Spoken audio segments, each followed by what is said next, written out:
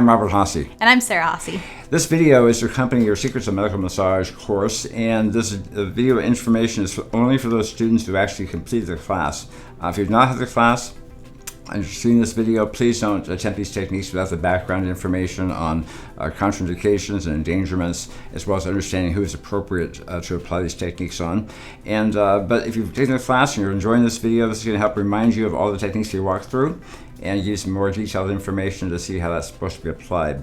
But again, practice these techniques often, and you'll find that you'll be able to help a lot of your patients out of many of the injuries they're dealing with right now. And not only that, but words of encouragement are crucial. We definitely touched on that in class, but it's something that's a real help to your clients, and we just want to emphasize that. Be positive, be confident with these techniques, because they are going to help people. So as you confidently approach these injuries you're working with, your clients will receive, the techniques are great, but they're going to receive the benefit by your exuberance and understanding how your positiveness is going to have a final effect with their tissues, and it's just fun to watch. Yeah, the combo is impeccable. Yeah, so enjoy. If you have any questions, again, you can always email us. The information is at the end of the video, but watch this often and keep reviewing the techniques, and you're going to have an awesome time helping your clients. Thanks for coming. Take care.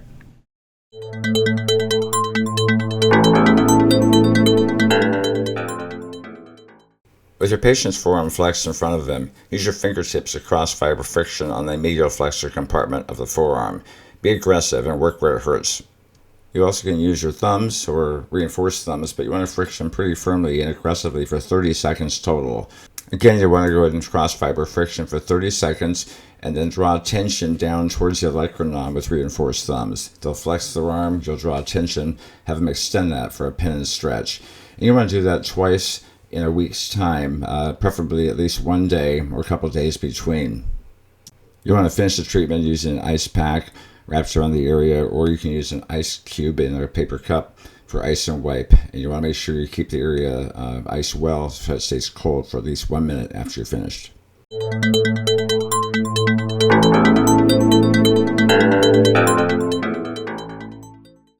Have your patient hold their arm out parallel to the floor, flexed at the elbow, and using fingertips you can cross fiber friction on the tender area, which is lateral to the epicondyle of the humerus.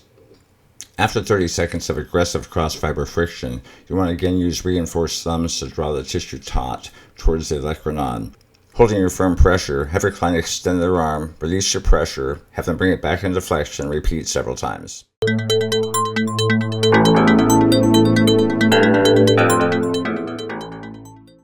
Have your patient hold their forearm out, palm up, and flex at the wrist. Apply pressure, thumb over thumb, and have them extend their wrist back, keeping the finger straight the entire time.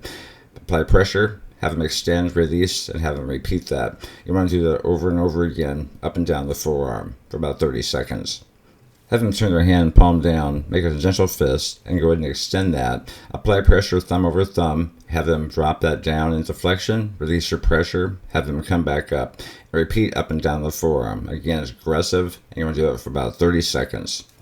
Next, you're going to friction the area from an inch above and inch below the wrinkles of the wrist, frictioning deeply with your thumbs, working in tandem, working in every direction, and cover the entire area aggressively for 30 seconds. If you have your patient rest their wrist on the first two fingers of each hand, go ahead and grip that firmly using a vice-like grip. Rock 3 times, just like you would a Rubik's Cube. Now place your thumbs on top and press into the joint, and sliding your thumbs over gently and slowly, looking for signs of movement in the carpals. If there is none, repeat by rocking 3 times and then doing the sliding movement of your thumbs over the carpal bones for a total of 3 cycles. You want to finish the sequence by wrapping it in an ice pack, long enough that the tissues stay cold for at least 1 minute after you're done icing. An alternative is to use the ice cup with the ice and wipe technique.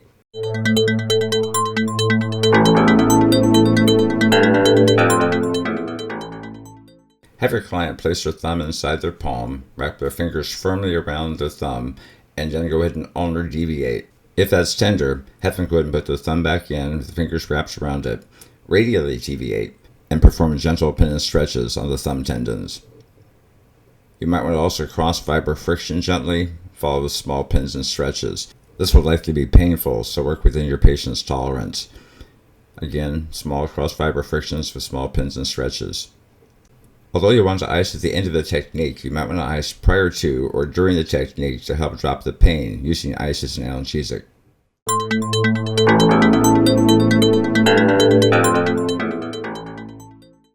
Work the triceps tendon just above the olecranon with either your fingertips or reinforced thumbs. Work side to side aggressively, cross fiber for about 30 seconds. Then use reinforced thumbs to apply friction and tension as your client flexes their arm, as you hold tension and glide upwards towards the shoulder to increase the pin and stretch effect. Finish the sequence by using the ice and wipe, massaging with the ice cube and wiping every few seconds to make sure water does not drip down. Ice until the tissue remains cold to the touch for at least 1 minute after you're finished icing. If the tissue warms prior to 60 seconds, go ahead and begin icing again for a bit longer, and then recheck again after a minute.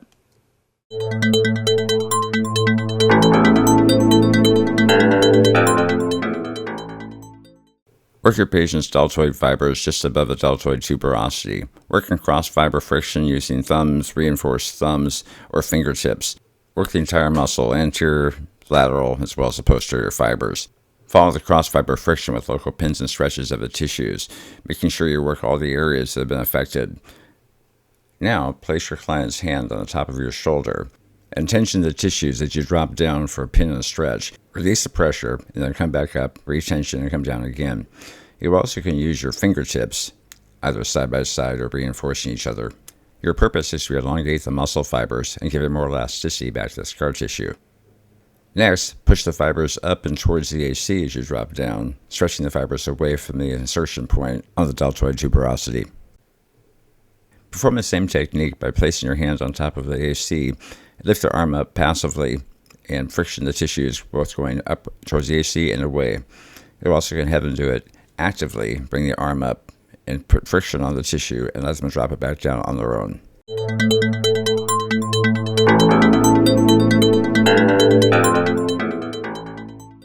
When treating the short head of a biceps brachii, it's important to understand its relationship to the deltoid. While the tendon itself is under the deltoid muscle, the muscular tendinous junction is right there at the axillary fold. As your patient's arm rests at their side, take your finger and hook the axillary fold. Go 1 inch lateral and cross fiber friction. That's right where the muscular tendinous junction is of the short head of the biceps brachii. Cross fiber friction aggressively for 30 seconds. Similar to the deltoid technique, bring the arm up in front of them, friction the fibers as the arm drops back down. This pin and stretch technique can be done both passively as well as actively. Finish the sequence using the ice and wipe technique, making sure the tissue remains cold for at least 1 minute after you finish icing.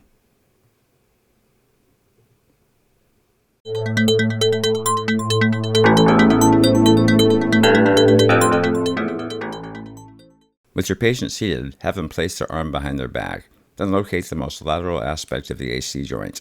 You'll find a hard surface, and as you go over the edge, you'll find soft tissue.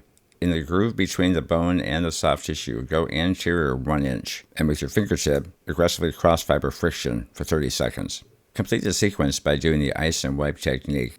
You want to make sure the tissue remains cold to the touch 60 seconds after you finish icing.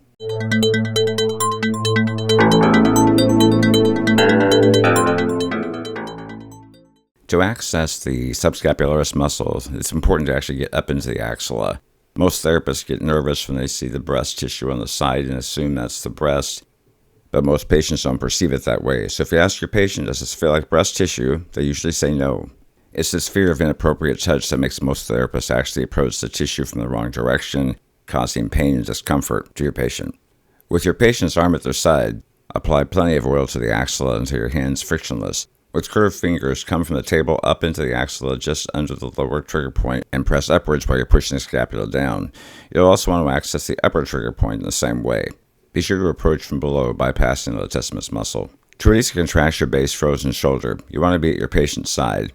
Use both of your hands to hold the patient's arm at their side and ask them to take a deep breath and then press against your pressure. After 2 or 3 seconds, have them exhale and relax their muscle. You're going to want to pull the muscle out, taking up a slack. Reapply pressure, holding their arm in place, and have them press against you with a deep breath, and then exhale and relax. Next time, you're going to want to go ahead and do the opposite and have them abduct, pulling towards themselves twice. You'll do 2 of each, 2 push, 2 pull each way until you get to a full 90-degree abduction from the body. It's imperative to inform your patient prior to this treatment this is not comfortable and is actually quite painful to release, but it's very, very effective and usually resolves in just 1 treatment.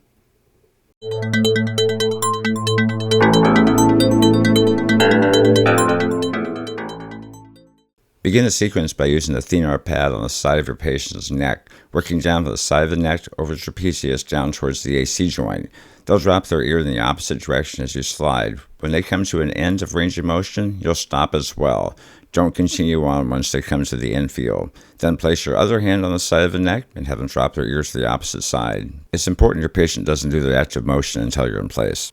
Prior to this PNF technique, have your patient look to the left and right to verify what their current range of motion is. Begin by placing your right hand broadly on the right side of your patient's head. You're going to incrementally help your patient get their head moving towards the right by resisted movements. We'll do 2 resisted movements to the right, 2 to the left, 2 to the right, and so on, as we continually work towards the right-hand side. Instruct them to take a nice deep breath and press against your resistance. Have them exhale, relax, move the head a bit more to the right, and then perform a second resisted movement towards the right.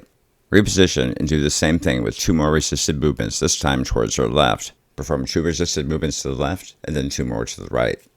Your hand position is important. Make sure it's comfortably placed on the side of their head, encompassing around the ear but not over it, and not pressing into their eyes.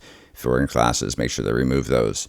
You'll find that hooking your elbow around the anterior part of their shoulder will give more support and make it easier for you to perform the maneuver.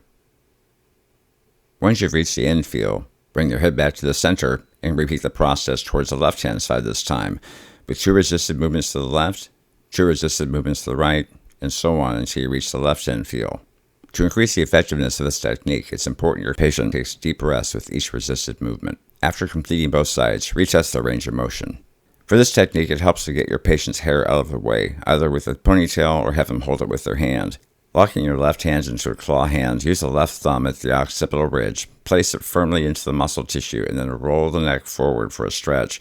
Reposition somewhat laterally towards the center, position, and roll the head forward again for a stretch. Work your way across the occipital ridge using the right thumb for the right side. If working with your thumbs is uncomfortable, you also can try using curved fingers as shown. Placing your hands on top of your patient's trapezius muscles, broadly pinch right as they turn their head to the left side, and pinch left as they turn right. Keeping your fingers straight and your palms fully on top of the trapezius muscles makes it easier not to press into the soft posterior triangle. Perform pin and glide strokes around the entire circumference of your patient's neck. Wherever you're applying pressure, you want the head to go in the opposite direction. So if you're pressing towards the back left, the head goes towards the front right. In the posterior areas, you can use thumbs or fingertips. You also could use reinforced fingertips with your patient doing the movement actively. The whole point is you want to go in the opposite direction wherever you're putting pressure. Be careful to use fingerprints on the front of the neck and keep the pressure as broad as possible. Although it may appear as though I'm forcing her head passively, she's actually actively moving her neck, with my hand on top of her head giving her guidance and direction. Before performing Hosse's active resistive technique, have your patient lift up their shoulder towards their ear, looking for full range of motion. The purpose of this technique is to inhibit but not stop the person from moving through their range of motion. Use whatever tool works best for you, reinforced thumb, heel of hand, or even the forearm bone. To help break spasms and trigger points in the rhomboid and trapezius areas, have your patient cross their arms, placing both hands on the opposite shoulders. Then, with your front arm, rest your hand on their shoulder, and then rest your forearm on top of their bent arm. Have them take a deep breath as you resist that breath by putting pressure into the muscles. As a tool, you can utilize your thumb, fingertips, heel of hand, knuckles, or even your elbow if extra pressure is necessary. What makes this technique effective is the resisted breaths. The deeper the breath, the resisted pressure, the better.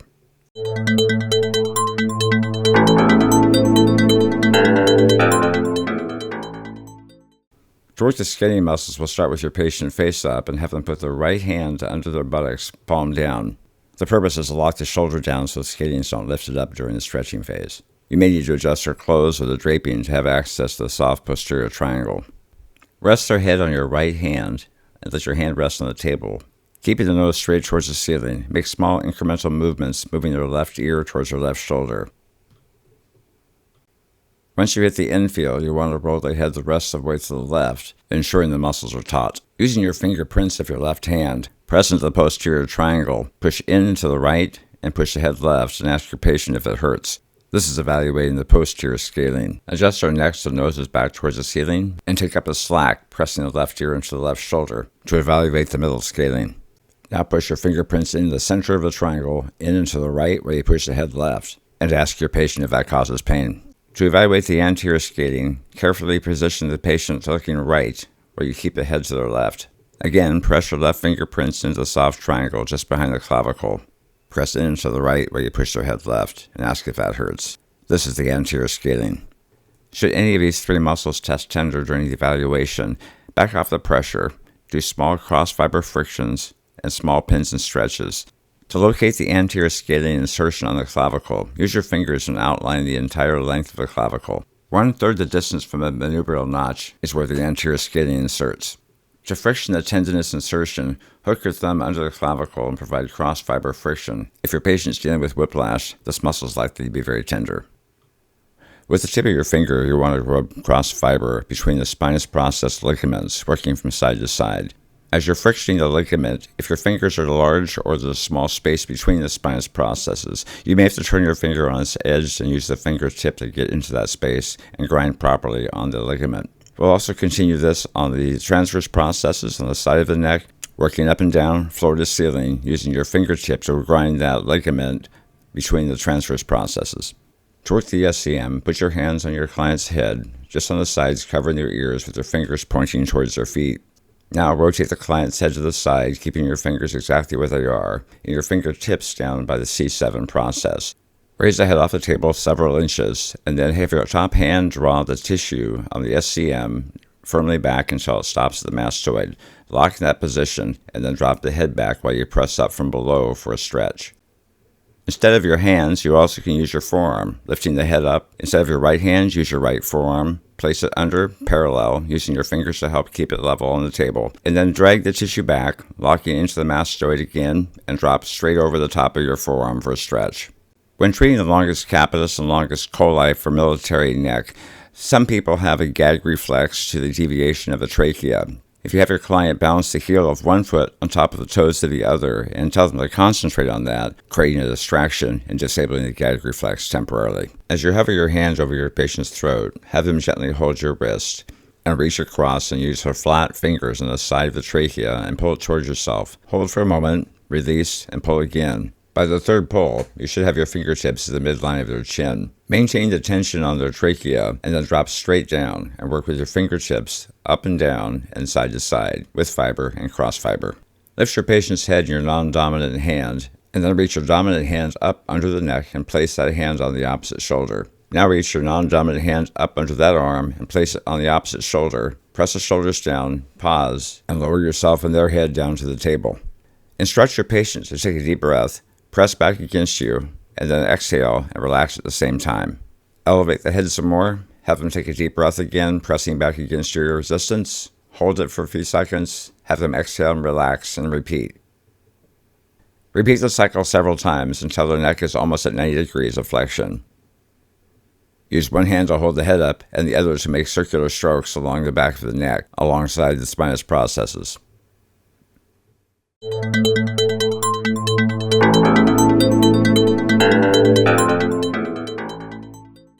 As you stand alongside your patient, have them place the hand from the opposite side of the table on the breast tissue closest to yourself.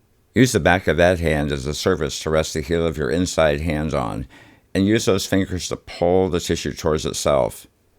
Use the thumb or fingertips from your other hand to pull the tissues apart, stretching the fascial sheath of the pectoralis minor. With the same hand position, now use a reinforced fingertip to press trigger points every quarter inch or so along the pectoralis minor belly. Now, raise your arm up and hold the forearm as close as you can towards the elbow. Keeping the upper arm vertical, take your fist and place it on the skin near the breast tissue. Press down with a few ounces of pressure. Drag it towards the axilla, reducing the tension on their skin. Press down on the muscle, and then bring the arm up and over the head for a stretch, similar to a martial arts block. As an optional tool, you can also use the edge of your hand or the pisiform bone. Using your forearm bone is quite comfortable for your patient. Lay your ulna on the pectoralis minor, palm down. Turn your hand to palm up, decreasing tension on the skin, and then pull the arm up and over the head. Again, it's important to apply pressure on the skin, tugging up towards the axilla, and then apply pressure on the muscle before stretching up and over the head. On the forearm bone, it's important also to have your angle just right so you're on the muscle itself. To friction subclavius, hook your fingertip under the underside of the clavicle and friction back and forth from side to side. The bulk of the muscle is on the first 2/3 of the clavicle from the medial border.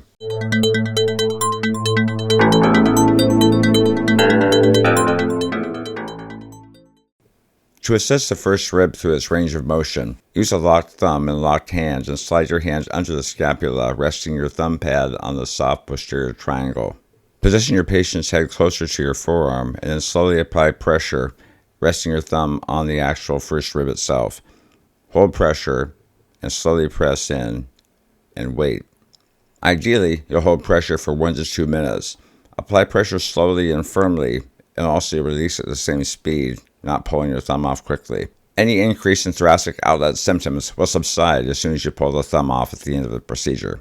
For pectoralis major, ensure that your patient still has their hands on top of the breast tissue as a boundary. With your thumbs up and under the border of pectoralis major, use your fingertips on top to pull back and broaden the tissue. Imagine you're unfurling a flag, pulling back, repositioning each time, and tucking the tissue into a broadened position. Put your thumbs under as a table almost, and use that to pull the tissue up and over the edge, each time repositioning and pulling laterally. With our patient's hands on top of the breast tissue for a boundary, drag your fingerprints away from the clavicle, pulling down firmly and tugging the tissue into a lengthened position. Instead of one long stroke, reposition each time, pulling just down a couple inches with each gliding stroke, tugging the tissue. It's important you use no oil or lubricants for this technique. To work the sternal attachments, we'll use what we call a prom dress drape, tucking the sheet under each shoulder with enough extra sheet to be able to pull it down the sternum. Again, with flat fingerprints, we're going to pull that tissue of the pectoralis major away from sternum, dragging slowly and deeply with small strokes, repositioning with each pull. To friction the pectoralis major tendon, use flat straight fingers to slide between the head of the humerus and the wall of the rib cage. Work with firm pressure as you cross fiber the tendon.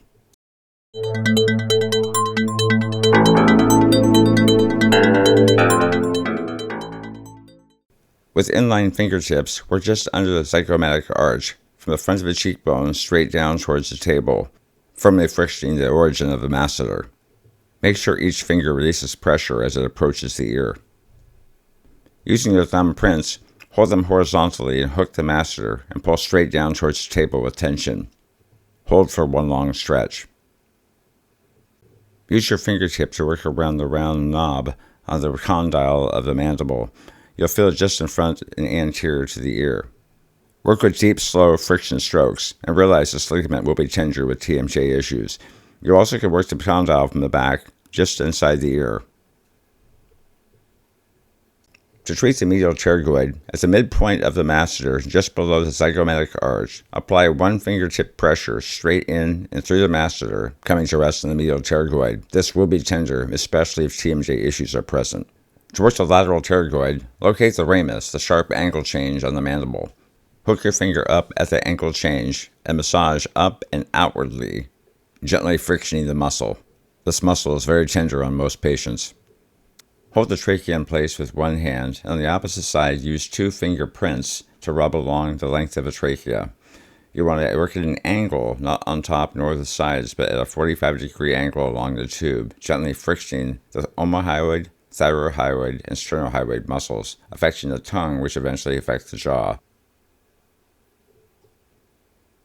To treat true migraines, you want to use convulsive flexion, which is a combination of hot and cold contrast therapy. You'll need 2 basins, one filled with hot water but not scalding, and one filled with ice water. You'll have 2 hand towels, one for each. With your patient in a seated position, take a hot towel from the hot basin, wring it out, and wrap it all the way around your patient's neck for a total of 3 minutes. At the end of 3 minutes, prepare the cold towel, wringing it out. You want to remove the hot towel and replace it with the cold towel as quickly as possible, shocking the neck and causing the actual convulsive flexion to take place. Repeat for a total of 3 cycles. 3 minutes of hot, followed by 1 minute of cold, followed by 3 minutes of hot, 1 minute cold, 3 minutes of hot, and finish with 1 minute of cold. Each time changing towels as quickly as possible to shock the vascularity and increasing blood flow to the neck.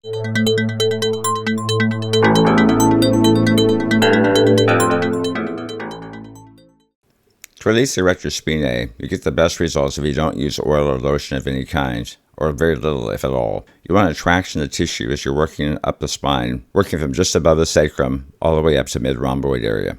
Make sure that your upper arm is coming down at a 45-degree angle. You'll also want your forearm to be off to the side at a 45-degree angle versus being parallel or perpendicular to the erector spinae. As you work up the spine, use the forefinger and thumb of one hand to make a C to keep control of your elbow. Have them breathe into your resisted pressure every few inches as you work on trigger points and spasm up the spine. Include resisted breath work on the trapezius and rhomboid areas as well.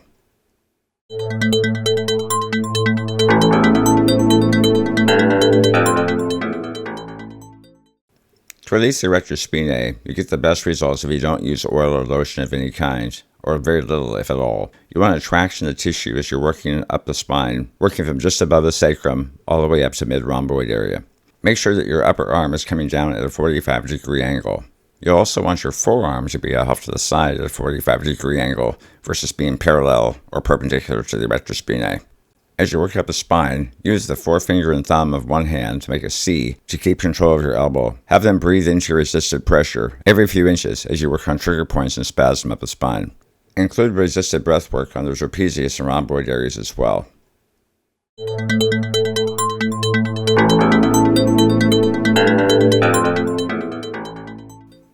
We'll work the rectus abdominis from the upper fibers, lower fibers, as well as from the side. If you visually divide the abdomen into three parts, you have the two outside thirds and the center third.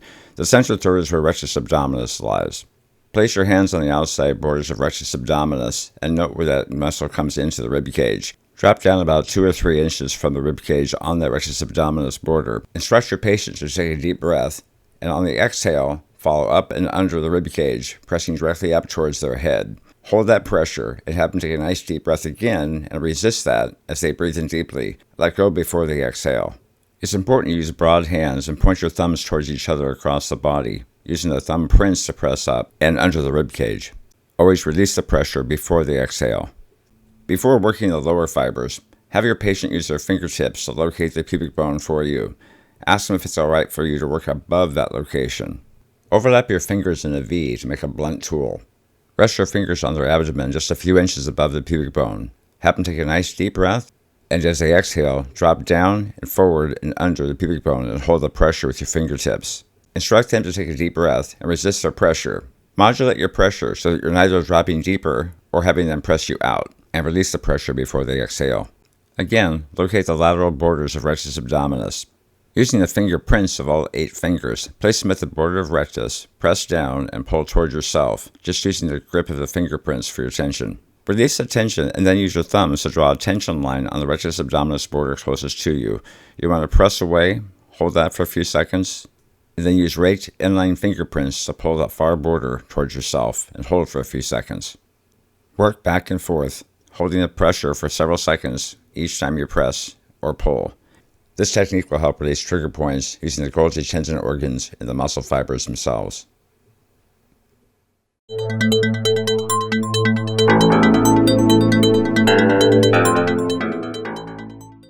To help open space between the ribs, reach across the body and use a fingertip or reinforce that fingertip and work between just 2 ribs.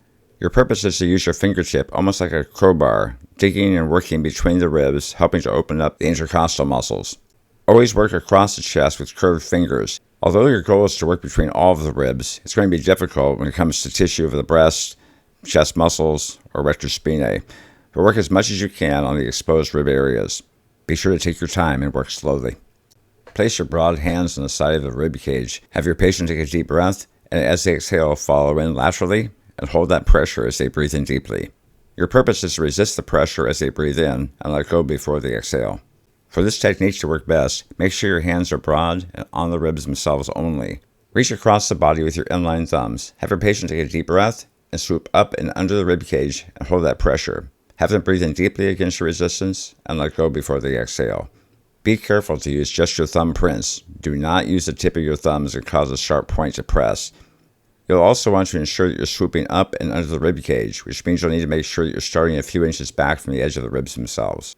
To work the central diaphragm, make sure your thumbs are spread far enough apart that when you swoop up, you don't impinge the xiphoid process. Have them breathe in deeply against your resistance and let go before they exhale. To perform ventral compressions, you want to have your hands placed hand over hand with inline fingers on the sternum. Make sure that when they breathe in, you follow up. When they exhale, follow back down to the very bottom of the breath. Hold that, lock it in place, and maintain your pressure as they breathe in against your resistance.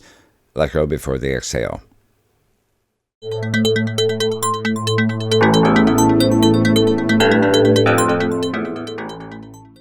We'll begin the low back release by starting on the side of the back that has the least amount of pain. You want to find the space is halfway between the top of the iliac crest and the lowest floating ribs. At that halfway point, come up to the spine, find the spine's process. Next to that is the laminar groove or the ditch, and next to that is the quadratus lumborum muscle. It's often easiest just to use your fingertips to hook the space between the two to find that location. Using hard hands with overlapping thumbs, apply pressure to the border of the quadratus lumborum, press forward and down, and make sure there's no sharp pain. Now, place your hands on the side of your patient's hips and help them understand the movement of a flexion and extension of the trunk. Use simple language such as push your butt up in the air and your low back down, and now your low back down and your butt up, or touch your pubic bone to your nose. Once the movement is understood, place your thumbs back on the quadratus lumborum, press forward and downward, and have them make the movement. As they go up and down, you follow them the same way, up and down, but keeping your pressure constant. Make sure your pressure remains under the lip of the muscle, not on top. Instruct your patient to do this for 1 full minute. If at any time your patient has a sharp pain from this movement, do not have them continue on with the active range of motion, and just apply cross-fiber friction and trigger point work instead. To help protect your thumbs, you also can use your elbow. Hook the olecranon just under the edge of the quadratus lumborum, and make sure your upper arm is coming down and forward at a 45-degree angle, and your forearm is straight towards the ceiling. As they go up, you go up, they go down, you'll go down, but keep the pressure constant and forward the entire time. After 1 minute, switch and do the same on the opposite side. After treating the quadratus lumborum, turn your patient over and have them lay face up, and return to the same side of the table that you began the quadratus lumborum treatment. Locate the ASIS and travel horizontally until where that point hits the ribs. Make a mental note of the halfway point between those two landmarks. Find the halfway point then between the linea alba and the most lateral side at the intersection between those 2 points. Have your client take a deep breath, and as you drop in at the intersection point with your overlapped fingers, you want to move your hands around a bit to affect peristalsis and help the intestines get out of the way. Release your pressure as they inhale again, and then drop back in again, moving forward and downward at that 45-degree angle. Each time you'll be dropping down a bit deeper. By the third time, you should be actually on the psoas. As they inhale on the next deep breath, drop down at the same angle and lock yourself on top of the psoas. Hold firmly as they breathe deeply against your pressure and resist that. Let go before they exhale. Have them breathe in deeply again, and as they exhale, drop back down with those fingers, and your fingerprints are landing on top of the psoas muscle. Hold it firmly as they breathe in deeply. Hold your fingerprints firmly on the muscle as they breathe in. Make sure you're not stabbing it with your fingertips, but your fingerprints are pressing on the muscle belly itself. If you keep your palms low, it'll be easier to keep those fingers flat versus stabbing the muscle. Most patients actually find it more comfortable to use your elbow. Make sure your arm is flexed as much as possible to decrease the amount of surface area you're pressing into. After 7 resisted breaths with a breath between, do the same on the other side. For patients unable to work prone or supine, this work can also be done from the side. With the hands on both hips, you'll explain the flexion extension movement. After identifying the mid-space between the lowest floating ribs and the iliac crest, place your reinforced downward pointing thumbs on top of the QL muscle itself. Press in and down at a 45-degree angle, hold the pressure, and have your patient make the movements back and forth. Nice and slow. Again, you want to do this for 60 seconds per side. It's important to use your thumb prints versus your tips of your thumbs or side-by-side thumbs as you're pressing down and forward. You also can use an elbow point the same way. To treat psoas from a sideline position, isolate the midpoint between lowest floating ribs and iliac crest. Then use your curved, reinforced fingers to reach over the top and downward towards the psoas as you had before. You'll find it helpful to use your hip to brace against your sacrum as you're applying pressure, pulling towards yourself.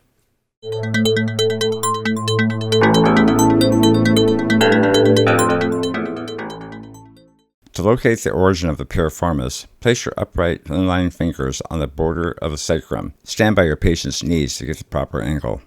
Work your way up the border and place one middle finger at the top where it meets the iliac crest and your other middle finger at the coccyx. Now swing your index fingers in to make 2 peace signs along that border into 3 equal sections. The piriformis is always at the bottom of the upper third, where your upper index finger is pointing to. Using hard hands with reinforced thumbs, you want to place those thumb prints on top of the piriformis and work side to side, using the edge of the sacrum as a backboard for friction. To work the insertion, draw a mental line from the origin down to the greater trochanter. At that spot, use reinforced fingertips to friction around the top of the trochanter. For a pin and stretch of the muscle, lift the lower leg straight towards the ceiling and push it away from you. As you stand by your patient's knees, make a hard fist and swoop up under the origin and put tension on the muscle under the sacral border. Now pull the foot back for a stretch. With each pin and stretch, it's important the knees come back together and you push the foot away and apply a firm pressure for the stretch. Alternatively, you also can use the forearm bone. Make sure your ulna is parallel to the border of sacrum and use the first inch or two of your ulna to apply pressure. You might find it easier to use the flat of your hand to press the foot back versus gripping it. Bringing the knees back together before each stretch helps protect the hip joint. Remember, as you apply pressure, make sure the ankle is coming directly perpendicular to the border of sacrum, and standing by the knees will help you achieve that.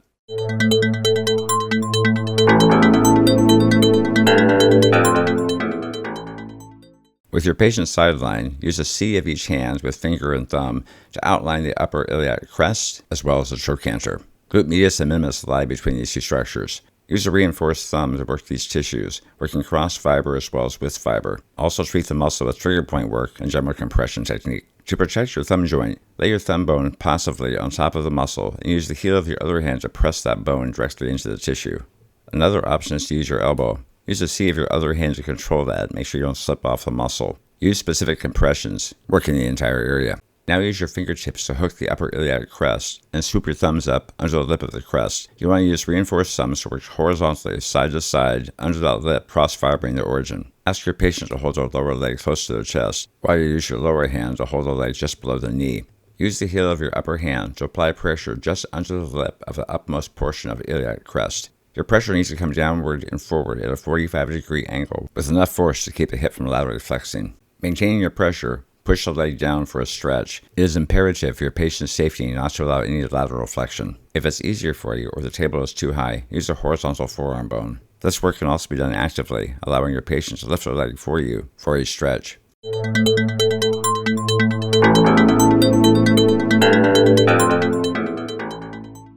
We'll begin the pelvic decompression sequence by placing the heel of your hand at the base of the sacrum. Reinforce with your other hand. Perform vibrations on the sacrum to help loosen up the ligaments. The vibrations can range from small to moderate, but be cautious not to make them too exaggerated. To friction the ligaments of the SI joint, outline the upper lateral borders with your fingers and thumb. When you drop off the lateral border, you'll fall into the SI joint. Use a fingertip or thumb to friction up and down, head to toe in that groove. The groove or alley of the SI joint is very small, so you may need to use your fingertip or the edge of your thumb to get in the groove. For this initial decompression stretch, position your patient's leg into external rotation with the knee flexed, which we refer to as the frog leg position. Keeping your lower arm straight, hook your fingers under the knee, and with your upper hand, place broad pressure on the highest point, typically the sacral border. Press down firmly on the sacrum while you do a shoulder shrug and lift the knee up. If you're holding the hip down with enough pressure, it should be difficult to lift the knee much more than an inch. Be careful because lifting more than that can cause injury. From the surface of the table, place the heels of your hands on the SI joints, with your fingers pointing outwardly. It's important your pressure is vertical, so your pressure is straight down into the SI joints. After about a minute, reach around on one side and lift up on the ASIS while pressing down on the SI joint on the opposite side. Hold that for a few seconds and reverse. You want to repeat this about 12 times per side. With your patient now supine, assist them with a hip hike. All you're doing with your hands and their hips is to help them with speed and encourage as much lateral flexion and extension of the torso as you can. After a dozen or so contractions, place the palms of each hand on their ASISs with fingers pointing outwardly. Keep your arms vertical as much as possible and press straight down onto the pelvis. Hold that for about a minute, and then reach around the back with one hand, lifting up on the SI while pressing down on the opposite side's ASIS. Hold that for a few seconds and reverse. Hold back and forth, but don't rock the pelvis. You want to lift, hold for a stretch, and repeat on the opposite side for about 12 sets. Place the heel of each hand on the opposite ASIS with your arms crossed. As you drop your weight down, the scissor-like pressure will press the iliums laterally. Hold that pressure for about a minute. Now reverse the pressure by placing the heels of your hands on the outside of your iliums.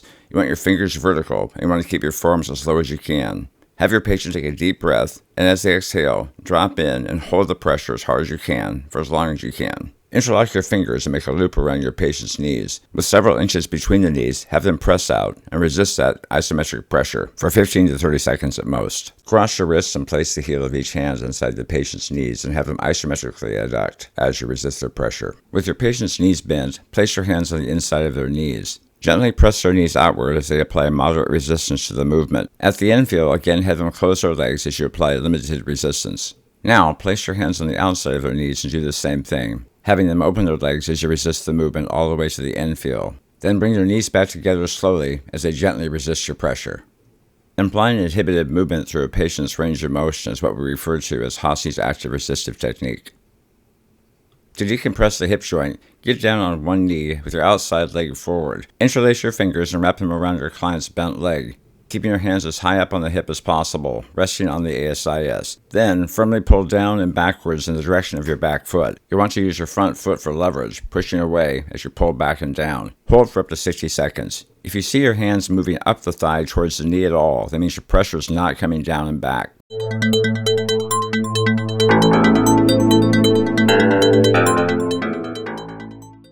Wrap your hands around your patient's knees, thumb over thumb, and friction the patellar tendon left to right, above the patella, and also work below the patella, frictioning deeply and firmly with cross-fiber friction. With your patient's knee bent, locate the vertical crevasse between the upper and lower leg of the knee, the space between the condyles. Halfway between the patella and the back of the knee, you'll find a small strap. On the outside is a lateral collateral ligament, and inside is medial collateral ligament. In that groove, you want to friction over that strap, up and down, firmly and aggressively for 30 seconds. Follow with ice massage, ensuring the treated area remains cold to the touch for 1 minute after you finish.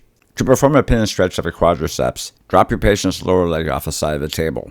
Stand in a forward lunge with your outside leg forward. Then, with your upper hand, cup the anterior surface of your patient's ankle, lift up and rest your forearm on your own thigh. Rest your inside forearm on the thigh and push the foot up for a stretch. Bring the foot back down and repeat several times. To strip the biceps femoris heads, sit on the table facing your client's head and place that leg on your inside shoulder. Now take your inside arm and place that hand under your throat to make a sharp point of your olecranon. Place that point between the biceps heads, just below the popliteal fossa, and use your outside hand to pull the knee towards yourself to stabilize the pressure. Without the use of oil, drag that point of your elbow slowly down between the heads, helping to strip the fascia. When you start to lose the specific point of your elbow, it helps to push the patient's leg closer to their head, as well as scooch closer if you need to. Flex your patient's hip and work the origin of the hamstrings just above the ischial tuberosity, using thumbs, fist, or heel of hand. Then, manually work to lengthen the hamstring tissues away from the ischial tuberosity. You can use your fist or various parts of your hand, fingers, and palm as you pin and stretch the muscle. Use the foot as a lever. With each pin and stretch movement, work the leg at different angles to maximize the stretch. To open the myofascial compartment of the upper thigh, place your thumbs side by side, press down and out laterally to stretch the fascial tissues. When working to resolve compartment syndrome, it's important not to press in very deeply. Don't increase the pressure in the compartment. The speed of this treatment is slower than shown. You'll want to work with myofascial patients. It's also important to refrain from using heat or cold prior, during, or after the treatment. In a forward lunge as you stand tableside, place your outer hand on the upper thigh and inner hand on the lower inner thigh. Then grasp the tissue in a talon-like fashion, pressing forward with your lunge, pulling the tissues up and away from the knee. To increase range of motion using PNF on the hamstrings, work in a combination of 2 resisted flexions followed by 2 resistant extensions in sequence. With each resisted movement, have your patient take a deep breath while they press against you so they don't push you over. As the flexion of your patient's hip nears 90 degrees, they may experience a sharp pinching pain in their groin. This is usually from an impingement of the inguinal ligament. In order to alleviate the pressure before continuing the stretch, grasp your hands around the belly of the thigh, lift up, externally rotate the muscles, reposition your hands to hold the tissue in place, and then continue on with your PNF stretching. To apply a manual pin and stretch of your patient's adductors, have them place their hand closest to you at their groin to provide a safe boundary. With your patient laying close to you at the edge of the table, bend their knee and place the edge of that foot at the very edge of the table. Then sit at the edge of the table on top of their toes. You'll be using the heel of your hand as a tool to swoop in and apply pressure to the adductors. Rest their knee on the center of your forearm, interlock your fingers, and place the heel of your hand on the adductors, just proximal to the knee. Now, while maintaining pressure, drop their knee outward to about a 45-degree angle. Release your pressure and continue using the same pin and stretch technique up the thigh towards the groin. It's important that your patient keep their hands at their groin for the entire treatment. As you work up towards your groin, this provides a safe boundary. Once you've worked the entire adductors up the length of the thigh, you can repeat the sequence, working from 45 degrees out to 90 degrees. To work the adductors more specifically, you can use your thumb reinforced by fingertips as you press. If your patient requires more pressure, use the elbow as shown. Use your downward pointed, reinforced thumbs and place them lightly on the opposite side of the table, just above the knee on the adductors. With your patient's knee externally rotated, have them press into you with internal rotation. Simply hold your ground as they actively internally rotate the leg against your pressure. As an alternate method to divide the fascia of the bellies of the hamstring, stand tableside and place your forearm between the bellies. Without the use of oil, drag your arm deeply and slowly, working up the muscle. Allow the muscle of the forearm to grip the fascia and use your olecranon as necessary to increase the tension.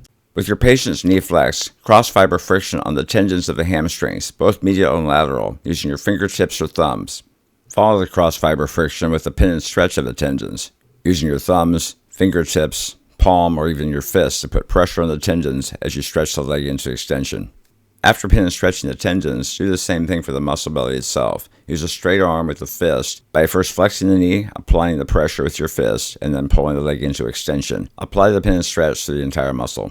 If using your wrist is difficult for you, you also can try using your elbow. Make sure your pressure is down and somewhat upwards towards the hip, maintaining traction on the skin.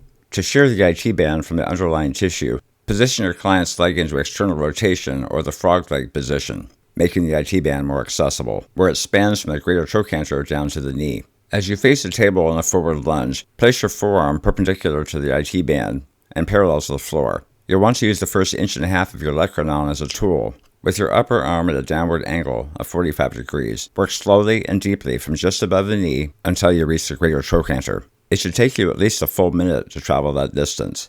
If you work faster, it's going to be more painful and less effective. For your second and third passes up the leg, you want to go up slowly, but quickly side to side. The purpose is to use your olecranon for cross-fiber friction on the band. Make sure you do this technique without any lubricant whatsoever.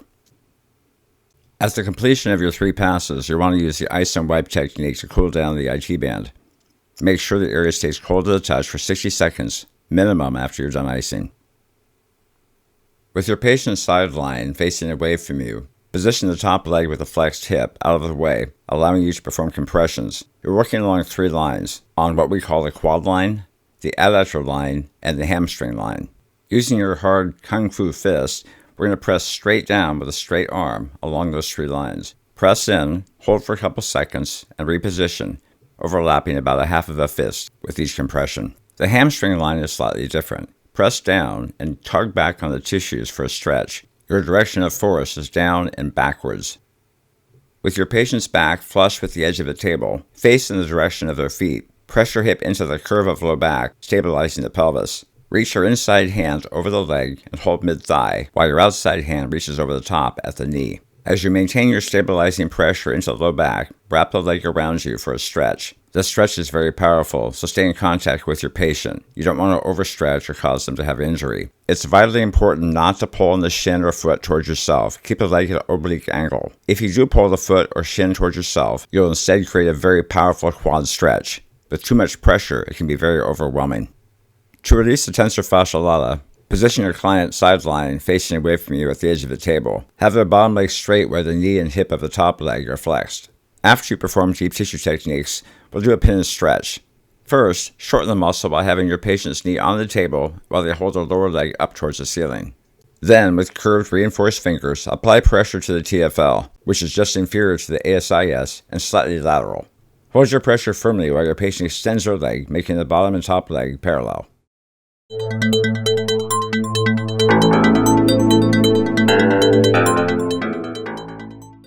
As your patient lies supine, press their foot into the table into internal rotation and use a kung fu fist with straight arm to work on the tibialis anterior. Make sure you keep your arms straight at a 45-degree angle. Use the flat of your knuckles for even pressure, working from the lower fibers up towards the knee.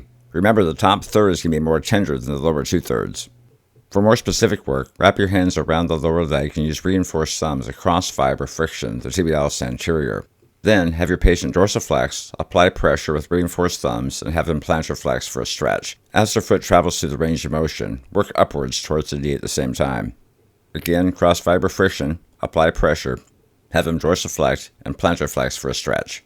Continue the cross-fiber friction with active pin stretches all the way up the tibialis anterior. Alternately, you can use downward-pointed reinforced thumbs to apply pressure to tibialis anterior while your patient makes active movements through the range of motion of plantar and dorsal flexion. Using a fingertip or edge of your thumb, get between the tendons, working deep into the intrinsic muscles. Work from the toes to the ankles in short incremental frictions. Standing table side facing away from your patient's head, bring the toes as a group toward yourself, apply pressure with your thumb on top of the tendon, and push the toes away as a group. Repeat the cycle in short frictions, working the entire length of the tendons on the dorsal portion of the foot. With your patient's leg bent, sit at the edge of a table on top of the toes to support the foot. Using your fingers back to back, pointing towards yourself, place them between the gastrocnemius heads to work on the soleus. Now, simply lean back and use your body weight to press deeply into the soleus muscle. Use a combination of static pressure and cross-fiber friction. With your patient lying prone, lift the foot up and begin to work the plantar surface with your reinforced thumbs. You can also place one thumb passively on the foot and use the heel of your other hand to press into the arch, creating a pin stretch and repositioning the thumb with each press. Now, friction the structures all the way around the ankle. Friction the structures themselves directly, and then do a series of pins and stretches or pins and glides. Create short frictions by applying pressure and moving the foot in the opposite direction. Continue your series of pins and stretches down the leg, working the peroneus muscles. Pronate the foot, apply pressure, and then supinate the foot. Make these pressures gliding strokes as well, working towards the knee with each press. Palm their heel with your foot resting on your forearm and reinforce that forearm with the other, helping to add leverage for a pin stretch. You also can enhance the treatment by gripping the calf muscles and pressing for a stretch. Standing table side, stand in a lunge with your inside leg forward. Keeping your leg parallel to the floor, place the ball of their foot on your thigh. Apply pressure, thumb over thumb, and then lunge for a stretch. You want to make sure that their heel does not hit your body, which would inhibit the full stretch. With your patient standing, lift their forefoot up and place a super ball on the arch of the foot and encourage the foot back down. Don't press the foot, but encourage the patient to have equal pressure on both feet. We've sped up the technique for purposes of this video, but you want to hold the ball in place for about 15 seconds or more per location.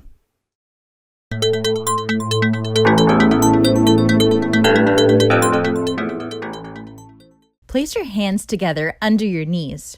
Rock gently forward and back 6 to 12 times. Lay supine with feet flat on the ground. Hike your hip by moving the right hip toward the ribs slowly and evenly, followed by the left side. Alternate sides 12 to 15 times. With knees and hands on the floor, slowly abduct your knee outward. Repeat this motion 12 to 15 times. On your hands and knees, arch your back up towards the ceiling and inhale deeply. Proceed by pulling your belly button towards the floor, arching your back in the opposite direction with your head pointed towards the ceiling. Repeat this motion 10 times. On your hands and knees, work your hips like a gyro with maximum range of motion in mind. Start with small circles, increase to large circles. Stop fully and then work the motion in the other direction. Laying on your back with your knees together, roll the upper body in one direction while your legs drop in the other direction so that there's a twist at the waist to increase stretch. With arms behind your head, extend out the opposite arm in the opposite direction of that of your legs. Laying on your back, position your left foot on the floor with your knee up. Cross the right ankle over the left knee. Now push the right knee away from you as you pull the left leg towards you. Repeat this 12 to 15 times on each leg. Laying on your back, place your feet on the floor and spread them apart. Lower one knee inward toward the other as far as is comfortable, while keeping the other knee bent and stable. Repeat this 12 to 15 times per side. Lying on your back, have the left leg straight while crossing over the right leg, planting the heel. Pivot the foot back and forth.